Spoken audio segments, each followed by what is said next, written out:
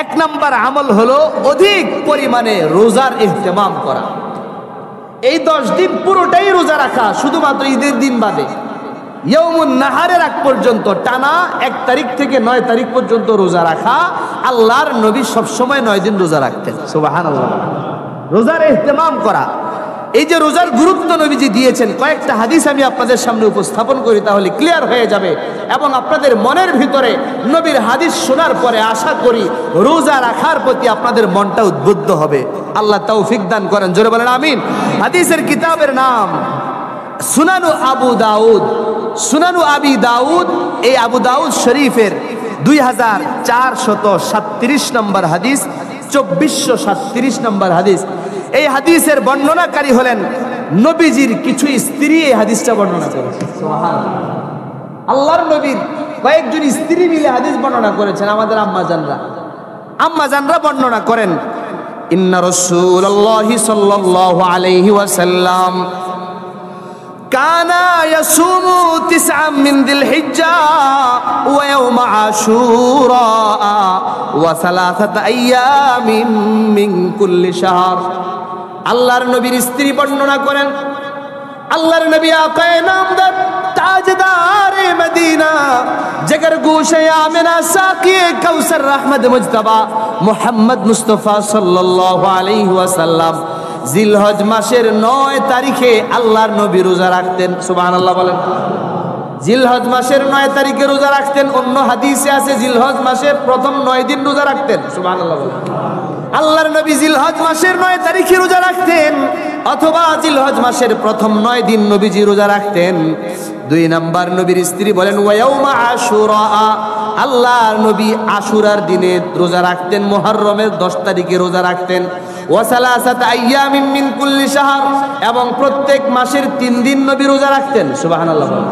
প্রত্যেক মাসের 3 দিন রোজা রাখতেন এবং প্রত্যেক মাসের প্রতি সপ্তাহের সোমবার বৃহস্পতিবার নবী রোজা রাখতেন। জোরে বলেন আল্লাহু আকবার। 2 নাম্বার হাদিসের কিতাবের নাম সুনানুন নাসাই। নাসাই শরীফের 2415 নম্বর হাদিস, 2415।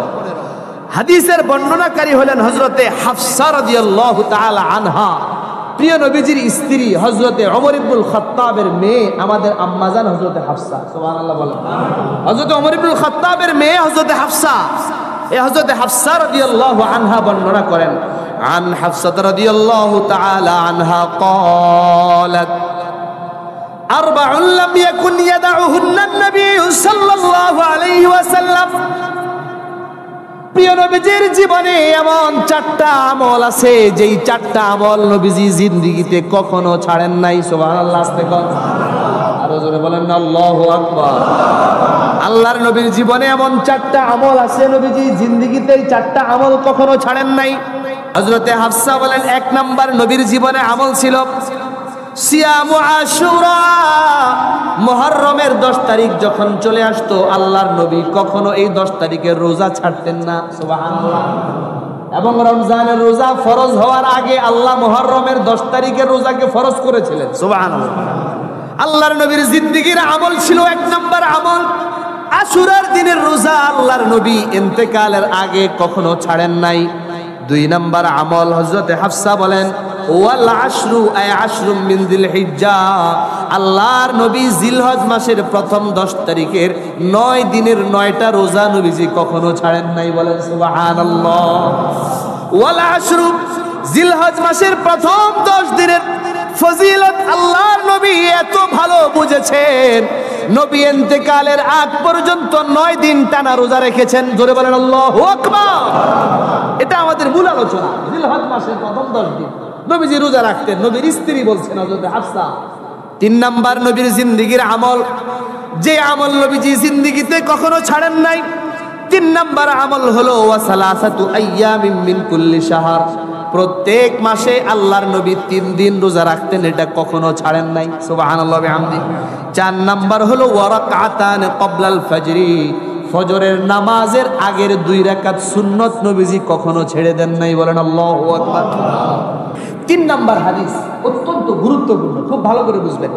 হাদিসের কিতাবের নাম জামিউত তিরমিজি। তিরমিজি শরীফের 758 নম্বর হাদিস, বর্ণনাকারী হলেন হযরত আবু হুরায়রা রাদিয়াল্লাহু তাআলা আনহু। عن أبي هريرة رضي الله تعالى عنه قال قال رسول الله صلى الله عليه وسلم ما من أيام أحب إلى الله أن يتعبد له فيها من عشر ذي الحجة হযরত আবু হুরায়রা বলেন আল্লাহর নবী মুহাম্মদুর রাসূলুল্লাহ সাল্লাল্লাহু আলাইহি ওয়াসাল্লাম বলেন আল্লাহ রাব্বুল আলামিন যখন কোনো বান্দা জিলহজ মাসের প্রথম 10 দিন 10 রাত আমল করে আল্লাহর কাছে ওই ইবাদতটা ওই বান্দার আমলটা অনেক বেশি পছন্দ হয়ে যায় বলেন আল্লাহু আকবার। অর্থাৎ আল্লাহর কাছে এই 10 দিনে যে ব্যক্তি আমল করবে, এই 10 দিনে যেই ব্যক্তি রোজা রাখবে, এই 10 রাত্রে যেই ব্যক্তি নফল নামাজ পড়বে ইবাদত করবে আল্লাহর কাছে ওই ব্যক্তিটা একেবারে প্রিয় হয়ে যাবে। সুবহানাল্লাহ। আল্লাহর পছন্দনীয় বান্দা হতে চাই কি চাই না? আমরা আল্লাহর প্রিয় হতে চাই। নবী বলেন তুমি জিলহজ মাসের প্রথম 10 দিনে আমল করো, 10 রাত্রে আমল করো, আল্লাহর প্রিয় বান্দা হয়ে যাইবা। আল্লাহু আকবার বলেন। এরপরে আল্লাহর নবী বলেন ইয়াদিলু সিয়ামু কুল্লি ইয়াউমিন মিনহা বিসিয়ামি সানা। খুব ভালো করে বুঝবেন, নবী বলেন এই যে জিলহজ মাসের প্রথম 10 দিন, এই 9 দিন যদি তুমি রোজা রাখো 1 থেকে 9 দিন পর্যন্ত, 9 তারিখ পর্যন্ত, নবী বলেন প্রত্যেক দিনের রোজা আল্লাহর কাছে 1 বছরের রোজার চাইতেও বেশি সওয়াব পাওয়া যাবে। সুবহানাল্লাহ।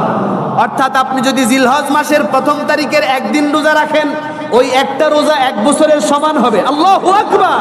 এইজন্য নবীর হাদিস, আল্লাহর নবী বলেন ইয়াদিলু সিয়ামু কুল্লি ইয়াউমিন, আল্লাহ রাব্বুল আলামিন প্রত্যেক দিনের রোজার জন্য 1 বছরের সওয়াব দান করবেন। সুবহানাল্লাহ।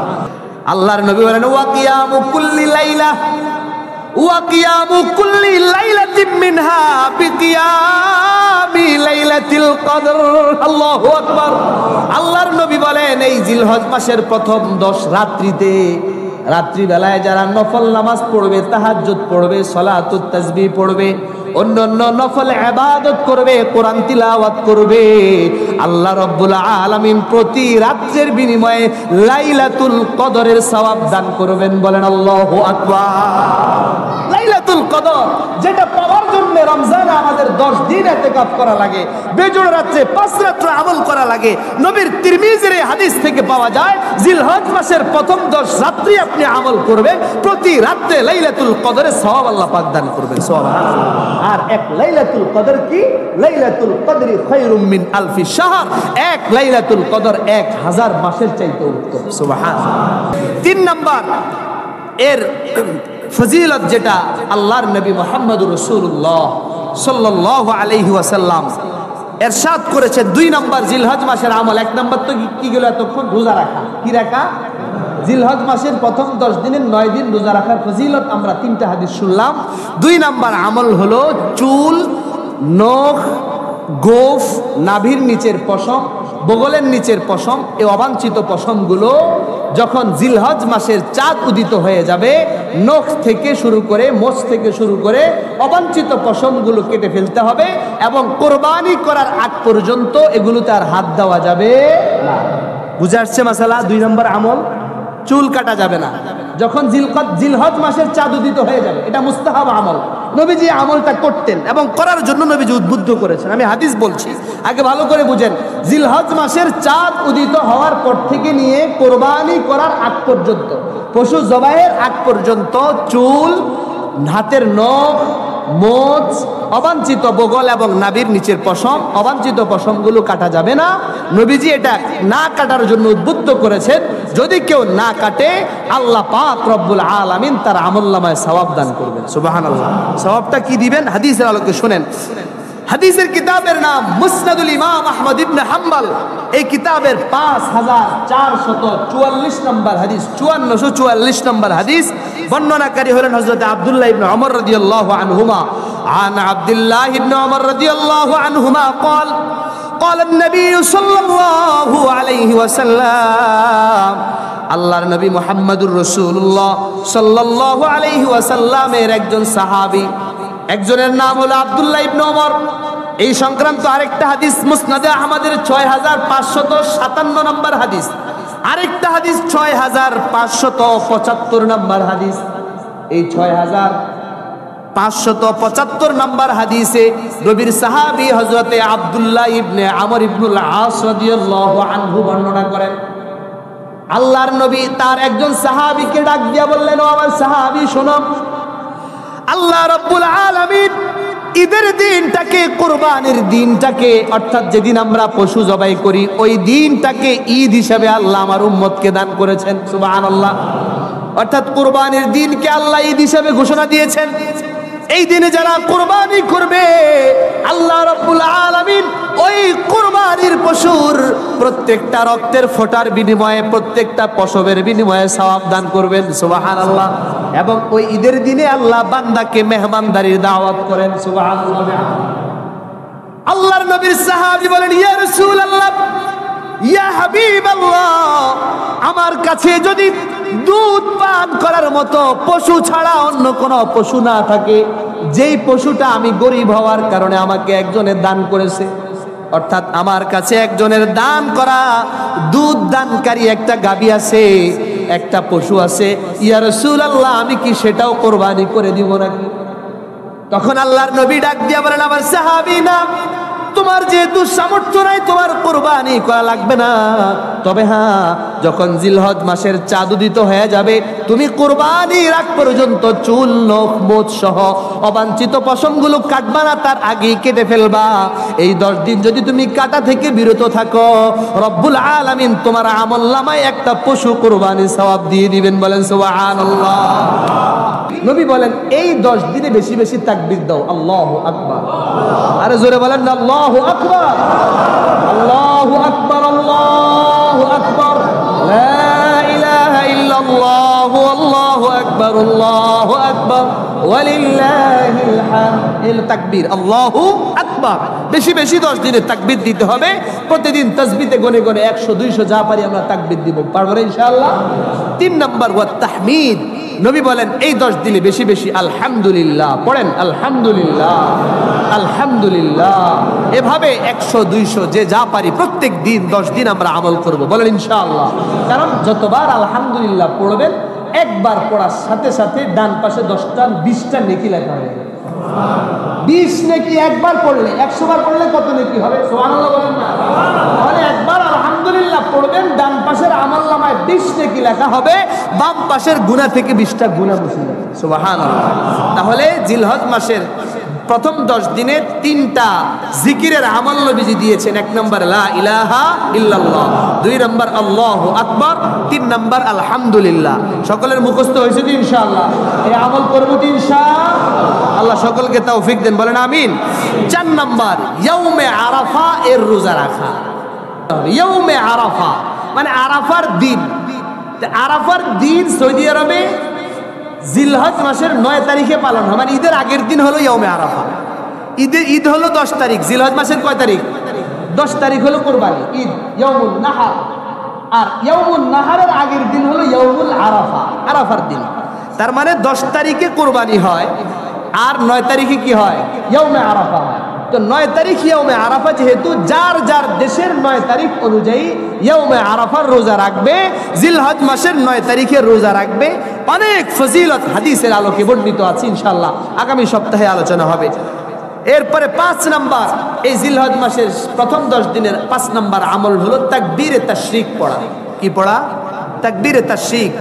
এটা তো আমরা সম্মিলিতভাবে সকলেই পড়ি, এটা পড়া ওয়াজিব। কয়দিন? 9 তারিখ ফজর থেকে নিয়ে 13 তারিখ আসর পর্যন্ত। 9 তারিখ ফজর থেকে নিয়ে 13 তারিখ আসর পর্যন্ত আমরা প্রত্যেক ফরজ নামাজের পরে প্রত্যেক পুরুষ মহিলার উপরে পড়া ওয়াজিব। আল্লাহু আকবার, আল্লাহু আকবার, লা ইলাহা ইল্লাল্লাহ, আল্লাহু আকবার, আল্লাহু আকবার, ওয়ালিল্লাহিল হামদ। এটা পড়তে হবে, তাকবীরে তাশরিক। 6 নাম্বার সবচেয়ে ভেরি ভেরি ইম্পর্টেন্ট যে আমল, সেটা হলো কোরবানি করা। সুবহানাল্লাহ বলেন। কোরবানি করব কার জন্য? আল্লাহর জন্য। এই 6টা আমল ইনশাআল্লাহ ইয়াউমে আরাফা সম্পর্কে আলোচনা হবে। তাকবীরে তাশরিক সম্পর্কেও আলোচনা হবে, কোরবানি সংক্রান্ত আলোচনা তো রয়েই গেছে। তাহলে যে আমলগুলো আমরা বললাম, আল্লাহ পাক আমাকে সর্বপ্রথম, তারপর আপনাদের সকলকে এই জিলহজের প্রথম 10 দিনের গুরুত্ব ফজিলত বুঝে এই আমলগুলো বেশি বেশি করে করার তৌফিক দান করেন। সকলে বলে আমিন।